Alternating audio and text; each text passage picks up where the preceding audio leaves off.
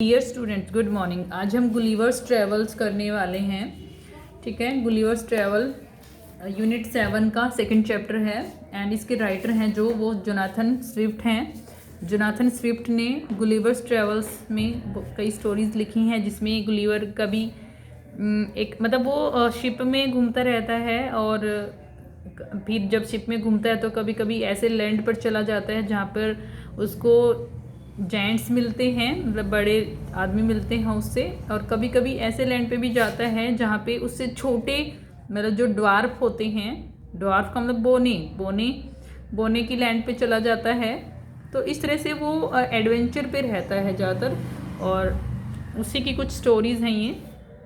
उसमें से एक स्टोरी है ये गुलिवर्स ट्रेवल जो आपकी बुक में है। ठीक है, अब देखो ये क्या है story. When a person tells the story of his life in his own words, it is called an autobiography। ठीक है, जब कोई आदमी स्टोरी अपनी लाइफ की स्टोरी बताता है अपने शब्दों में, ठीक है, अपने शब्दों में अपनी लाइफ के बारे में बताता है, मतलब अपनी लाइफ की स्टोरी बताता है, तो उसको हम ऑटोबायोग्राफी बोलते हैं। तो ऑटोबायोग्राफी क्या है? किसी पर्सन की अपनी लाइफ की स्टोरी, खुद की लाइफ की स्टोरी जब कोई बताता है तो उसको हम ऑटोबायोग्राफी बोलते हैं। गुलिवर ए सेलर, गुलिवर एक सेलर था, नाविक था, मतलब शिप पे रहने वाला बंदा था। ठीक है, एक सेलर था, नाव चलाने वाला। Was once caught in the land of giants, वो एक बार दैत्य, जेंट्स का मतलब बड़े आदमी या दैत्य दानव जिसको हम बोलते हैं, जो हमसे बड़े होते हैं उनको दानव बोल देते हैं। एक बहुत बड़े लोगों की लैंड पे वो पकड़ा गया, मतलब फंस गया। ठीक है, this is how he describe his experience. ये चीज़ जो वो बता रहा है वो अपना एक्सपीरियंस बता रहा है कि कैसे क्या हुआ। अब देखिए स्टोरी है, पढ़ना स्टार्ट करते हैं। On the 16th of June 1730 we discovered land. 16 जून 1730 में हमने लैंड को खोजा। मतलब क्या खोजा क्यों बोल रहा है? क्योंकि वो समुंदर में रहते थे, तो समुंदर में क्या होता था, दूर दूर तक धरती दिखाई नहीं देती थी। तो 16 जून को वो उन्हें एक लैंड दिखाई दिया। ठीक है, मतलब उनको मिला, फाउंड हुआ। ठीक है, our captain sent a dozen man with vessels for water. जो हमारा कैप्टन था उसने भेजा दर्जन भर लोगों को, दर्जन का मतलब 12 लोग होते हैं। ठीक है, ए डजन मैन मतलब 12 लोगों को भेजा, विद वेसल्स बर्तनों के साथ, पोट्स के साथ, पानी लेने के लिए। क्योंकि देखो समुद्र का पानी पीने लायक नहीं होता है, तो इसलिए उनको पानी, पीने वाला पानी चाहिए था। तो जब उनको धरती दिखाई दी, मतलब लैंड दिखाई दिया, क्योंकि वो समुद्र में थे, पानी पानी होता है वहाँ पे, पीने लायक तो होता नहीं वो पानी, पी नहीं सकते हम उसको क्योंकि उसमें सॉल्ट होता है। ठीक है, तो उसको जब लैंड दिखाई दिया, तो उनको लैंड दिखाई दिया, तो उसने, उसके कैप्टन ने उसको उन सबको भेजा, 12 लोगों को, कि पानी लेकर आ जाओ इस धरती से, इस लैंड से, बर्तनों के साथ उनको भेजा। If any could be found, अगर कोई मतलब मिल जाए तो, पानी मतलब अगर मिल जाए तो। ठीक है, पानी के बारे में बात करें। When we came to land we saw no river or spring nor any inhabitants. जब हम धरती पर आए हमने देखा ना तो कोई नदी थी, ना ही कोई झरना, स्प्रिंग मतलब झरना, और ना ही कोई निवासी था। निवासी मतलब रहने वाला। ठीक है, वहाँ पे रहने वाला कोई भी बंदा नहीं था, कोई भी निवासी नहीं था। I went on to explore. ठीक है, मैं खोज में चला गया। ठीक है, खोजने चला गया। The country was barren and rocky. जो जगह थी ना, कंट्री मतलब देश होता है वैसे तो, लेकिन यहाँ जगह के बारे में बात कर रहे हैं कि जो जगह थी ना, जो लैंड था वो कैसा था? बैरन था। बैरन का मतलब बंजर, इनफर्टाइल, मतलब वहाँ पे जैसे खेती नहीं थी। एंड रॉकी, और चट्टाने थी। I turn back to join the crew.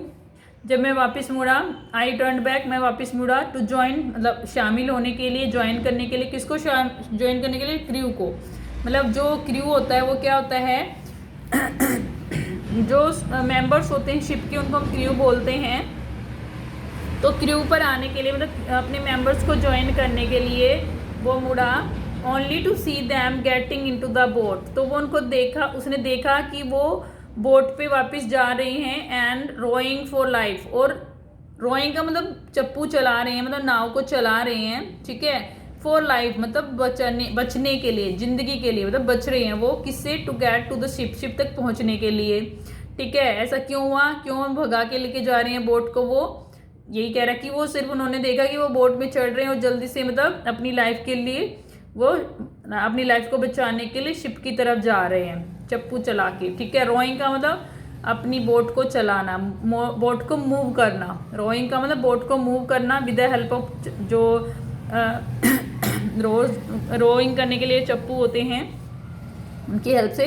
Before I could reach them, इससे पहले कि मैं उन तक पहुंच सकता, I observe a huge creature walking after them in the sea as fast as he could. मैं उन इससे पहले कि मैं उन बिफोर का मतलब इससे पहले कि मैं उन तक पहुंच सकता, आई ऑब्जर्व मैंने देखा एक ह्यूज, एक बहुत बड़ा क्रिएचर, मतलब जो एनिमल या फिर क्रिएचर का मतलब जो जीव है। ठीक है, एक बहुत बड़ा जीव देखा। वॉकिंग आफ्टर देम, जो उनके पीछे चल रहा था, इन द सी, समुंदर में, as fast as he could, जितना तेजी से वो चल सकता था। ठीक है, इतनी तेजी से वो चल रहा था। The water of the ocean reached only till his knees, जो पानी था ना ओशन का, वो उसके घुटनों तक आ रहा था सिर्फ। ठीक है, मतलब इतना लंबा आदमी था वो। समुंदर का पानी तो गहरा होता है, ठीक है, वो लेकिन उसके घुटनों तक आ रहा था। However, the minister was unable to overtake the speeding boat, लेकिन जो मिनिस्टर था ना, जो दैत्य था, एक जाइंट पर्सन की बात कर रही है, मतलब जो बड़ा आदमी था। मिनिस्टर का मतलब वैसे राक्षस होता है, लेकिन यहाँ पे जाइंट है। जाइंट का मतलब बहुत बड़ा विशालकाय जीव। Was unable to overtake the speeding boat, वो मतलब जो बहुत तेजी से बोट चल रही थी उसको ओवरटेक नहीं कर पाया, मतलब उसको पीछे नहीं छोड़ पाया। ओवरटेक का मतलब उससे आगे नहीं निकल पाया। आई टर्न बैक क्विकली, मैं जल्दी से वापस मुड़ा। And climbed up a steep hill, और एक बिल्कुल स्टीप का मतलब जो बिल्कुल सीधी खड़ी हो, ऐसी पहाड़ी पे चढ़ गया। With fields of barley on either side and the corn rising up to 40 feet. और मैंने देखा जो खेत थे वो किसके थे, जौ के थे एक साइड, बार्ले मतलब जौ, एक साइड जौ के खेत थे, एंड कॉर्न, और जो भुट्टा था ना, भुट्टा, कॉर्न मतलब भुट्टा, ठीक है, वो उगा हुआ था 40 फीट तक वो उगा हुआ था। ठीक है, there was a fence to pass from one field to the other, एक जो फेंस होती है, जो बाउंड्री हम लगा देते हैं। ठीक है, जो बाउंड्री थी ना, जो फेंस थी, मतलब बाउंड्री लोहे की भी लगा देते हैं या फिर मिट्टी से बाउंड्री बना देते हैं।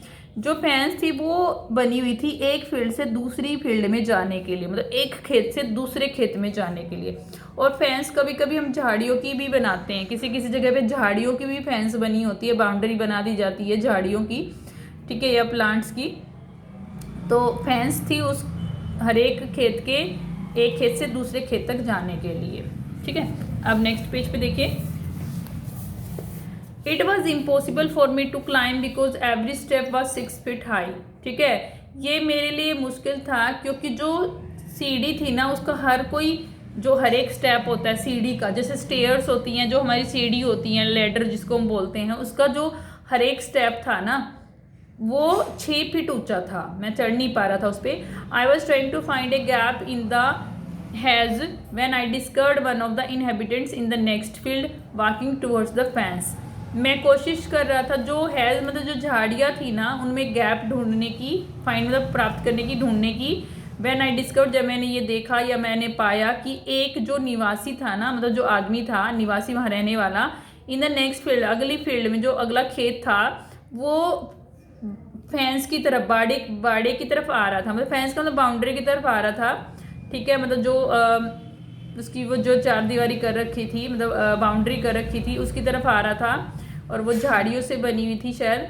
ही was of the same size as the creature chasing the boat, वो उसी साइज का था जितना वो जो बोट को पीछा कर रहा था, उसी जितना। ठीक है, I was struck with utmost fear, मैं बहुत मतलब डर गया था। स्ट्रक का मतलब फील हो गया था उससे, ठीक है, एंड डर से भर गया था। एंड एस्टोनिशमेंट, एंड मतलब किससे भर गया था, डर से और हैरानी से। ठीक है, एस्टोनिशमेंट का मतलब हैरानी। And ran to hide myself, और मैं भाग गया अपने आप को छुपाने के लिए।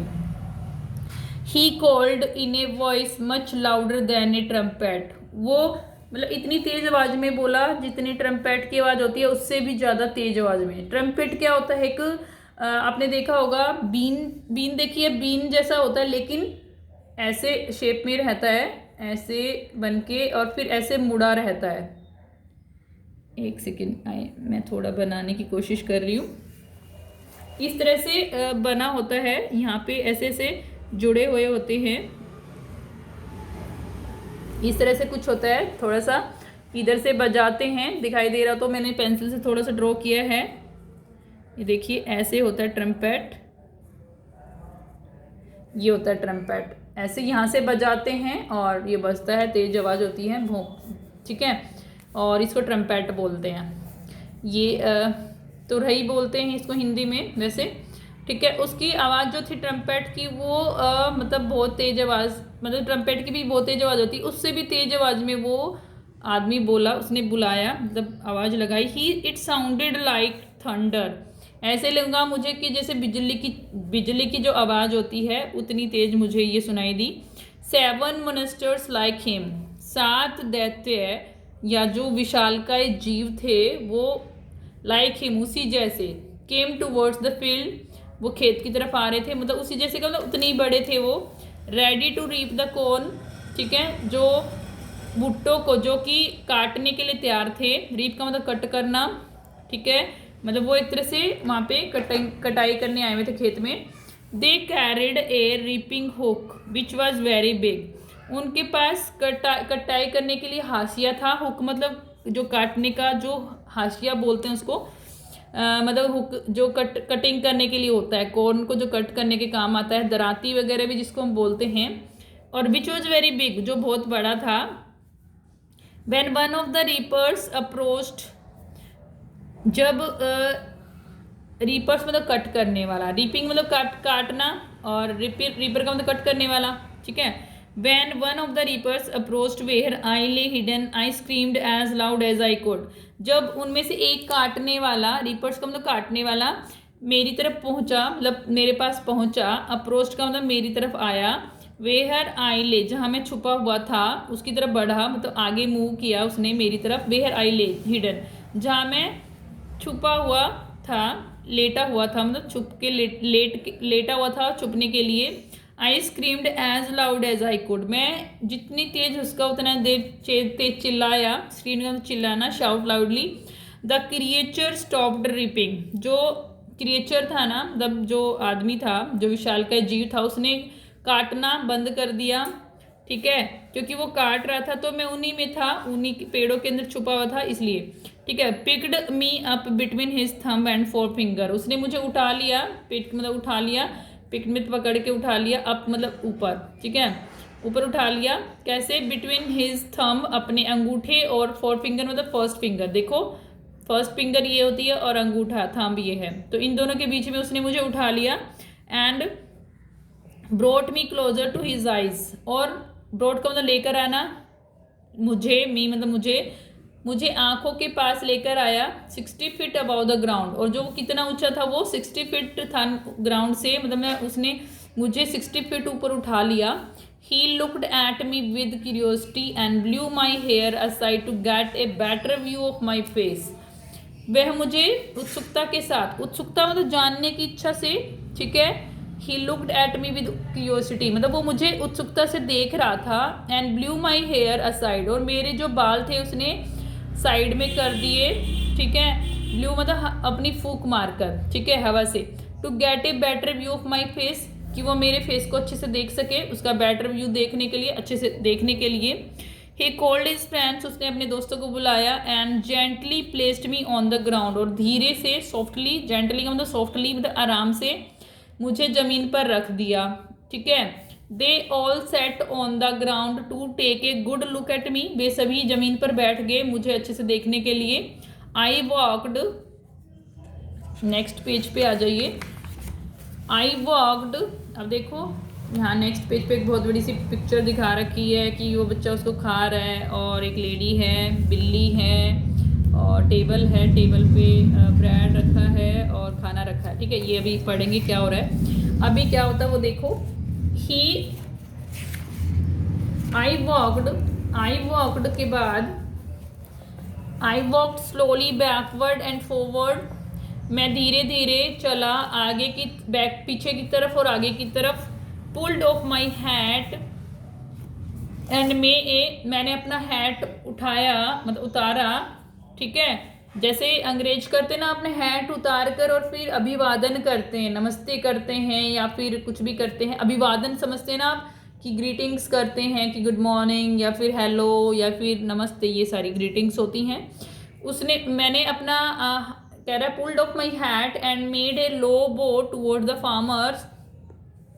फार्मर्स कि मैंने अपना हैट उतारा और नीचे झुका फार्मर्स किसानों की तरफ, क्योंकि वो किसान ही थे और अपनी खेती मतलब वो अपने खेत में कटाई करने आए हुए थे, ठीक है। I try to speak to them loudly in several languages, मैंने बहुत तेज बोलने की कोशिश करी अलग अलग लैंग्वेजेस में, बहुत सारी तरह की लैंग्वेजेस में। Each time I did so the farmer who picked me up held his ear very close to me but in vain, हर बार जब मैं ऐसा करने की कोशिश कर रहा था तो जिस किसान ने मुझे उठाया था वो अपने कान मेरे बिल्कुल पास में लेके आता था, ठीक है, लेकिन होपलेस, बेन का मतलब कोई भी मतलब उसको फ़ायदा नहीं हुआ क्योंकि सुनाई नहीं दे रही थी आवाज़, ठीक है। वो इतना बड़ा था और मेरी आवाज़ बहुत धीरे थी, तो इसलिए कोई भी उसका रिजल्ट नहीं लिखना, ठीक है। तो मतलब उसको समझ में नहीं आया क्या मैं बोल रहा हूँ। The farmer took me to his house, जो फार्मर था मुझे अपने घर ले गया, and placed me at some distance on the dining table, और जो उसने मुझे कुछ डिस्टेंस पर रख दिया एक डाइनिंग टेबल पर, which was 30 feet high from the floor, जो कि 30 फुट ऊंची थी फ्लोर से, फर्श से, ठीक है।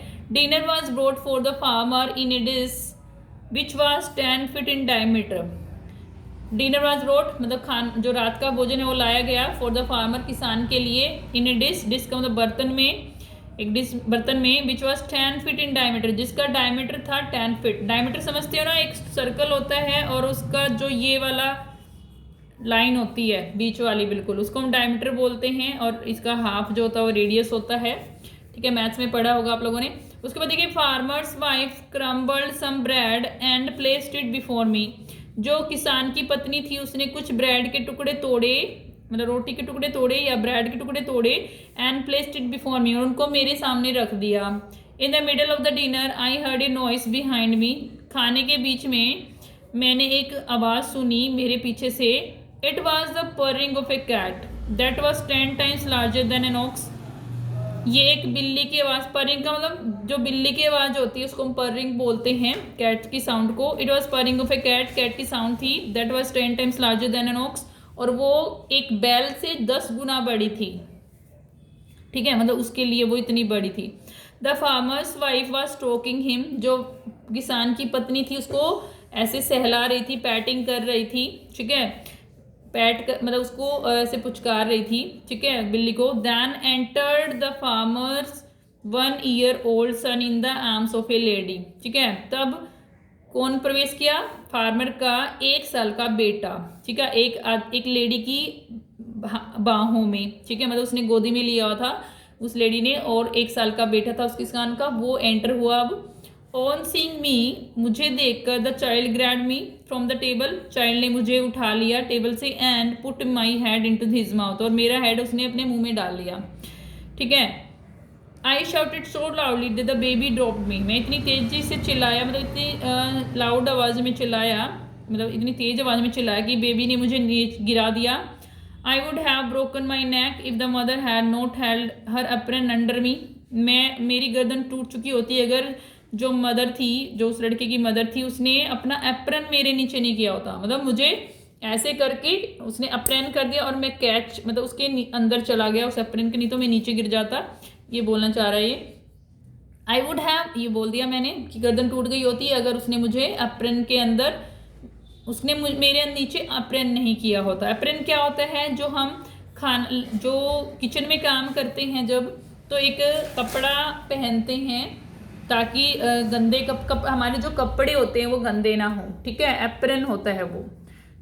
तो उसने एप्रन की हेल्प से उसको उसके ऊपर ले लिया, मतलब एप्रन की। जब उस बच्चे ने गिराया ना तो उसने एप्रन नीचे कर दिया कि वो नीचे ना गिरे, ठीक है। तो इस तरह से वो बच गया गुलिवर।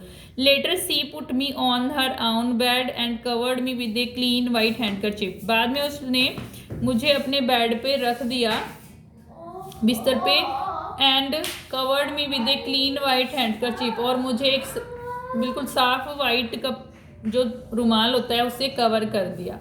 एक तरह से वो मेरी बेडशीट बन गई, मतलब इतना छोटा था मैं उनके लिए। I slept dreaming of my home, my wife and my children. मैं सो गया और सपने ले लेने लगा अपने घर के, अपनी पत्नी के और अपने बच्चों के, ठीक है। तो ये एक स्टोरी थी गुलिवर्स ट्रैवल की। और इसकी एक मूवी भी है, एक 2-3 मूवी हैं।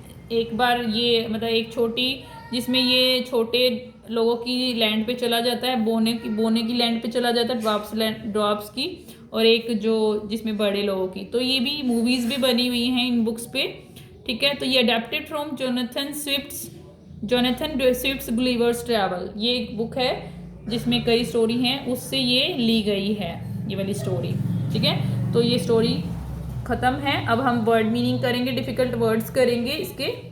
अब देखिए वर्ड मीनिंग, पहला वर्ड है डिफ़िकल्ट वर्ड डिस्कवर्ड, जिसका मीनिंग होता है फाउंड। डिस्कवर्ड का मतलब खोजना भी होता है या मिलना होता है। फाउंड। वेसल्स का मीनिंग पोट्स, मतलब बर्तन। एक्सप्लोर का मतलब सर्च, मतलब खोजना, ठीक है। उसके बाद बैरन का मतलब इनफर्टाइल, मतलब जो बंजर होती है, ठीक है।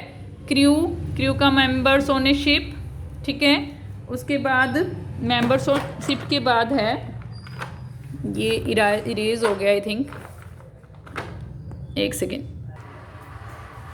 ओके। ये ह्यूज है नेक्स्ट। क्रू क्या होते हैं? मेंबर्स ऑन ए शिप, जो शिप पे मेंबर्स होते हैं उनको क्रू बोलते हैं।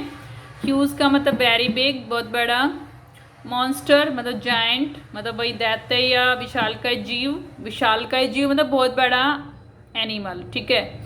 स्टीप वर्टिकल, बिल्कुल सीधा खड़ा जो हो, स्टीप बोलते हैं उसको। स्टीप बिल्कुल सीधा जो खड़ा है उसको स्टीप बोलते हैं। वर्टिकल, हॉरिजॉन्टल और वर्टिकल सुने होंगे, मैथ्स में आपने पढ़े होंगे। जो हॉरिजॉन्टल होता है वह ऐसे होता है लेटा हुआ, और जो स्टैंडिंग होता है उसको हम वर्टिकल बोलते हैं, ठीक है। एस्टोनिशमेंट मतलब सरप्राइज, मतलब हैरानी, ठीक है। उसके बाद रीप मीन्स कट करना। रीप का मतलब कट करना, मतलब काटना, फसल काटने आए थे वो। अप्रोच्ड का मतलब केम नियर, मतलब पास आया, ठीक है। उसके बाद स्क्रीम्ड मतलब चिल्लाना। शाउट लाउडली मतलब बहुत तेज आवाज में चिल्लाना, ठीक है। इन वेन मतलब यूजलेस, मतलब बेकार, मतलब कोई जिसका फ़ायदा नहीं है। Crumbled broke into small pieces, छोटे छोटे टुकड़ों में तोड़ देना। जैसे उसने ब्रेड के टुकड़े तोड़े हुए थे ना छोटे छोटे, क्योंकि उसके लिए वो बहुत बड़े थे उनके ब्रेड उसके लिए, तो उसने छोटे छोटे टुकड़े करके उसको दे दिए, ठीक है। Crumbled broke into small pieces, छोटे छोटे टुकड़े करके मतलब तोड़ देना, ठीक है, छोटे छोटे टुकड़ों में तोड़ना। ग्रैब्ड मतलब कॉट मतलब पकड़ना। जैसे उस बच्चे ने कॉट उसको ग्रैब्ड कर लिया था और फिर मुंह में डाल लिया था। ग्रैब्ड का मतलब कॉट, क्रम्बल्ड का मतलब ब्रोक इनटू स्मॉल पीसेस, इन वैन मतलब यूजलेस, स्क्रीम्ड मतलब शाउट लाउडली, ठीक है। तो इस तरह से, और अप्रोच का मतलब केम नियर। तो ये कुछ वर्ड मीनिंग थे इस लेसन के, और इस लेसन का एक्सप्लेनेशन और ये वर्ड मीनिंग हो गए हैं। नेक्स्ट क्लास में हम एक्सरसाइज करेंगे।